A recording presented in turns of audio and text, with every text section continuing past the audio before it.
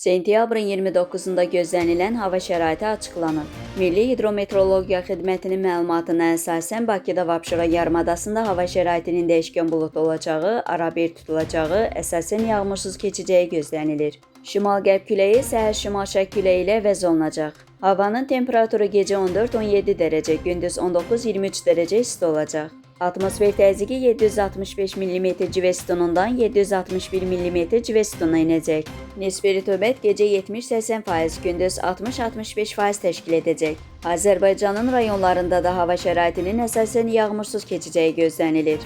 Lakin gündüz bəzi şərq rayonlarında az seçkinli olacağı, arabir duman olacağı ehtimalı var. Şərq küləyi əsəcək. Havanın temperaturu gecə 12-16 dərəcə, gündüz 19-24 dərəcə isti.